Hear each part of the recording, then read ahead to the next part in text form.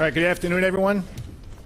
Today I'm here to announce my decision in the disciplinary case of police officer Daniel Pantaleo, who was accused of violating NYPD policy while helping effect the lawful arrest of Eric Garner in Staten Island on July 17, 2014. It is a decision that necessarily requires fairness and impartiality for Mr. Garner, who died following that encounter with police. It is also a decision that requires fairness and impartiality for Officer Pantaleo, who was sent by this department to assess the situation and take appropriate police action. First, I will discuss how I reached my decision, and then I will answer any questions you have on the topic. For some time prior to July 17, 2014, neighborhood residents purposely avoided the area in and directly around Tompkinsville Park in Staten Island. The conditions at that time arose from an array of criminal activity.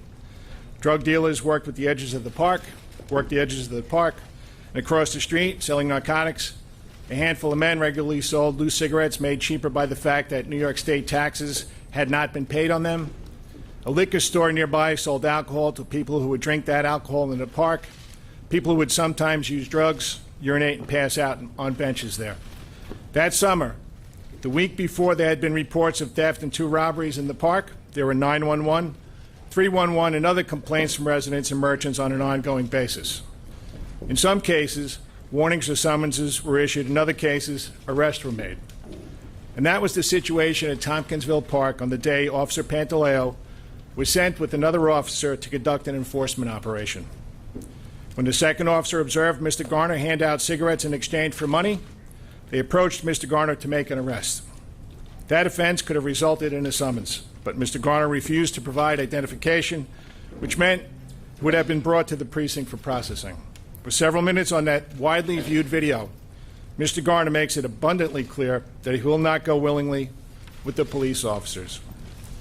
He refused to cooperate with the arrest and to comply with lawful orders. The video also makes clear that Officer Pantaleo's original efforts to take Mr. Garner into custody were appropriate, and that he initially attempted 2 maneuvers sanctioned by the police department. Officer Pantaleo first grabbed Mr. Garner's right wrist and attempted an armbar technique in preparation for handcuffs to be used. Mr. Garner immediately twisted and pulled and raised both of his hands while repeatedly telling the officers to not touch him. Officer Pantaleo then wrapped his arms around Mr. Garner's upper body. Up to that point in this tense and rapidly evolving situation, there was nothing to suggest that Officer Pantaleo attempted to place Mr. Garner in a chokehold. But what happened next is the matter we must address. The 2 men stumbled backward towards the large plate glass window, the storefront behind them, and Officer Pantaleo's back made contact with the glass, causing the window to visibly buckle and warp. The person videotaping the episode later testified at the NYPD trial that he thought both men would crash through the glass. It is at that point in the video that Officer Pantaleo is seen with his hands clasped together and his left forearm pressed against Mr. Garner's neck in what constitutes a chokehold. The NYPD court ruled that while certainly not preferable, that hold was acceptable during that brief moment in time because the risk of falling through the window was so high. But that exigent circumstance no longer existed, the court found, when Officer Pantaleo and Mr. Garner moved to the ground. As Mr. Garner balanced himself on the sidewalk on his hands and knees, Deputy Commissioner of Trials Rosemarie Maldonado found that Officer Pantaleo consciously disregarded the substantial and unjustifiable risk of maneuver explicitly prohibited by the department. She found that during the struggle, Officer Pantaleo had the opportunity to readjust his grip from a prohibited chokehold to a less lethal alternative, but did not make use of that opportunity. Instead, even once Mr. Garner was moved to his side on the ground with his left arm behind his back and his right hand still open and extended, Officer Pantaleo kept his hands clasped and maintained the chokehold. Mr. Garner's obvious distress is confirmed when he coughs and grimaces. Moreover, Trials Commissioner Maldonado found that Officer Pantaleo's conduct caused physical injury that meets the penal law threshold and that his recklessness caused multi-layered internal bruising and hemorrhaging that impaired Mr. Garner's physical condition and caused substantial pain and was a significant factor in triggering an asthma attack. For all of these reasons, taken together, even after reviewing Officer Pantaleo's commendable service record of nearly 300 arrests and 14 department medals earned leading up to that day, Trial Commissioner Maldonado recommended that he be dismissed from the department. In making this penalty recommendation, she wrote, this tribunal recognizes that from the outset, Mr. Garner was non-compliant, and argumentative, and further notes that the patrol guide allows officers to use reasonable force when necessary to take an uncooperative individual into custody. What the patrol guide did not allow, however, even when this individual was resisting arrest, was the use of a prohibited chokehold. As you know, a number of external authorities have asked many of the same questions we have about this incident. On August 19, 2014, about a month after Mr. Garner's death, the Staten Island District Attorney's Office announced it would impanel a grand jury and present evidence on that matter. On December 3, 2014, those 23 Staten Island residents voted to not indict Officer Pantaleo, clearing him of criminal wrongdoing. That same day, the United States Attorney General announced that the U.S. Department of Justice would conduct its own investigation into Mr. Garner's death and way bringing federal civil rights charges against Officer Pantaleo. In the intervening years, the Justice Department made ongoing requests to the NYPD asking us to delay our internal disciplinary process until its civil rights investigation was complete. And we honored those requests as their process stretched from one administration to the next with no action by federal prosecutors. And so on July 21, 2018, we decided to begin NYPD proceedings. Members of the public in general and Mr. Garner's family in particular have grown understandably impatient. The trial began on May 13, 2019. On July 16, 2019, one day before the 5-year statute of limitations expired, the Justice Department announced it would not file federal charges against Officer Pantaleo. Then, on August 2, 2019, with Officer Pantaleo's NYPD trial concluded, Trials Commissioner Maldonado ruled that Officer Pantaleo's use of a prohibited chokehold was reckless and constituted a gross deviation from the standard of conduct established for a New York City police officer. After noting that Officer Pantaleo had admitted he was aware that chokeholds are prohibited by the department, she further concluded, with strongly worded and repeated warnings about the potentially lethal effects of chokeholds found throughout multiple sections of the training materials, it is evident that the department made its 2006 recruits keenly aware of the inherent dangers associated with the application of pressure to the neck. Given this training, a New York City police officer could reasonably be expected to be aware of the potentially lethal effects connected with the use of a prohibited chokehold and be vigilant in eschewing its use. From the start of this process, I was determined to carry out my responsibility as police commissioner unaffected by public opinions demanding one outcome over another. I examined the totality of the circumstances and relied on the facts. And I stand before you today confident that I have reached the correct decision. And that has certainly not made it an easy decision. I served for nearly 34 years as a New York City cop before becoming police commissioner. I can tell you that had I been in Officer Pantaleo's situation, I may have made similar mistakes. And had I made those mistakes, I would have wished I had used the arrival of backup officers to give the situation more time to make that arrest. And I would have wished that I had released my grip before it became a chokehold. Every time I watch that video, I say to myself, as probably all of you do, to Mr. Garner, don't do it. Comply. To Officer Pantaleo, don't do it. I said that about the decisions made by both Officer Pantaleo and Mr. Garner. But none of us can take back our decisions, most especially when they lead to the death of another human being. I was not in Officer Pantaleo's situation that day. I was chief of patrol, and later that year, chief of department. In that position, I proposed our neighborhood policing model so that the same cops would be in the same neighborhoods every day, so that relationships would replace preconceptions, so that problem solving and prevention would become tools officers were trained in and supported in using. And therefore, one of the great challenges of the police profession here in New York City and elsewhere will always remain arresting someone who intends to resist that arrest.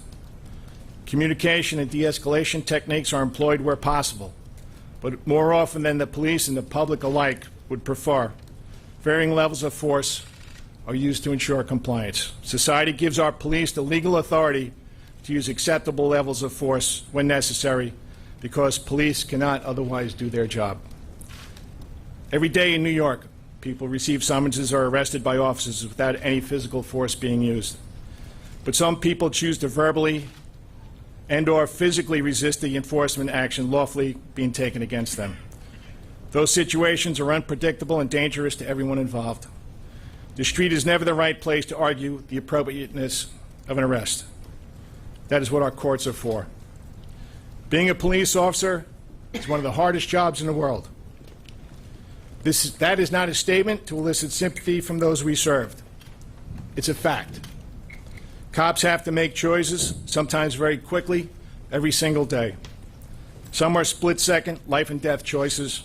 Oftentimes they are choices that will be thoroughly and repeatedly examined by those with much more time to think about them than the police officer had. And those decisions are scrutinized and second-guessed, both fairly and unfairly. No one believes that Officer Pantaleo got out of bed on July 17, 2014, thinking he would make choices and take actions during an otherwise routine arrest that would lead to another person's death. But an officer's choices and actions, even made under extreme pressure, matter. It is unlikely that Mr. Garner thought he was in such poor health that a brief struggle with the police would cause his death.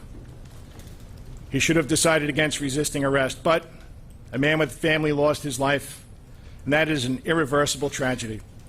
And a hardworking police officer with a family, a man who took this job to do good, to make a difference in his home community, has now lost his chosen career. And that is a different kind of tragedy. In this case, the unintended consequence of Mr. Garner's death must have a consequence of its own. Therefore, I agree with the Deputy Commissioner of Trials' legal findings and recommendations. It is clear that Daniel Pantaleo can no longer effectively serve as a New York City police officer. In carrying out the court's verdict in this case, I take no pleasure. I know that many will disagree with this decision, and that is their right. There are absolutely no victors here today. Not the Garner family, not the community at large, and certainly not the courageous men and women of the police department who put their own lives on the line every single day in service and to the people of this great city. Today is a day of reckoning, but can also be a day of reconciliation. We must move forward together as one city, determined to secure safety for all New Yorkers and safety for every police officer working daily to protect all of us. I'll now take your questions. Commissioner, even though you had Rosemary Maldonado's decision from a couple of weeks ago, you touched on this. The decision, as you said, was very difficult. And if you could address the rumors that have been running around for the last couple of days, that it was so difficult that you had decided you would rather leave the department rather than make this decision today. Completely untrue. Yeah, I'm not going to talk about rumors. Let's talk about the decision that Rosemary made, the decision that was affirmed by Deputy Commissioner Tucker, and the decision I just made you today. How difficult then was it for you? It's an extremely difficult decision. When did you actually make this decision? Was this up to the wire, or had you made this decision a couple of days ago? Hey, Mark, I think you know me long enough by now that this was not an easy decision. It's not something that I could make over a few hours. You know, I've been thinking about this since the day I was sworn in as police commissioner. So it's the decision was made in the last couple of days. Tony? Commissioner, has any determination been made about any pension rights or benefits? Yeah, he's being terminated, so whatever contributions he made to the pension system, he'll get back. Marcia, hold on. I know this is a really hard decision for you. I also know that Pat Lynch has said that if you made the decision that you made, you could lose the support of the rank and file. And I wonder, I know you just talked about reconciliation. Are you worried about losing the support of the rank and file, and what do you say to them to make them understand why you had to make this decision? So immediately, I'm sending out my remarks and the video of this press conference. so they know what you all know. And I've been a cop a long time. And if I was still a cop,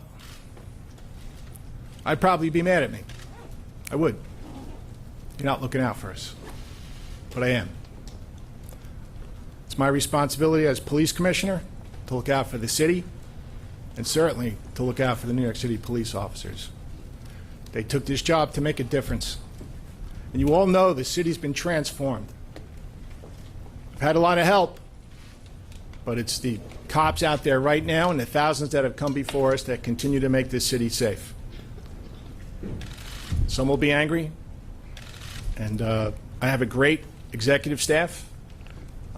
These police officers do a terrific job each and every day, and we'll have to work through this. It's a resilient organization. So are you asking them to understand that you did this because you believe in the police department? I did this based on the evidence and testimony at the trial. Commissioner, our understanding is that negotiations went back and forth Friday and Saturday, and that at one point you were either told or instructed by City Hall that things had to go a certain way. Can you No, that's not. This is my decision. There are a couple possible outcomes, but this is the decision that the police commissioner makes. This is a disciplinary case, like other disciplinary cases, and it's my decision. Rocco, I'm going to get to you in a second. Hold on. Rocco. Did you follow the trial day by day, or did you wait to the end of the trial? And then you talk about what you reviewed. Yeah, no, I did not follow the trial day to day. I waited for the testimony to come up and the evidence to come up. I have a staff that works for me up in my office. They do disciplinary cases. They reviewed it. We got the Rosemarie's decision. We looked at that, and we moved forward. Right here, the blonde hair. Have you spoken to the Garner family? I have not. Commissioner Tucker has attempted to reach out to them. A couple of different phone calls. Didn't happen too long ago. We're waiting for a call back. All the way in the corner over there. Have you spoken to Officer Pantaleo yourself, you or your office, or is this the first time he's hearing the news? No, this is the first time. This is the announcement was from here. What's that? I talked with Mayor de Blasio about process and possible outcomes. Commissioner. Ashley. Commissioner, in her decision, Judge Nato indicated that Pantaleo was untruthful, and she also raised questions about the credibility of other officers who were not obviously on trial in this case. Can you speak about that conduct and how you felt reading that? So this whole situation transpired in seconds. I'm sure no one in this room, if they were involved in, no one in this room probably had to, except the police, had to arrest anybody in a physical struggle. And if they could recount step for step what they did, I think that would be nothing short of a miracle. This is the decision Rosemary made. This was affirmed by the first deputy commissioner, and I'm agreeing with that.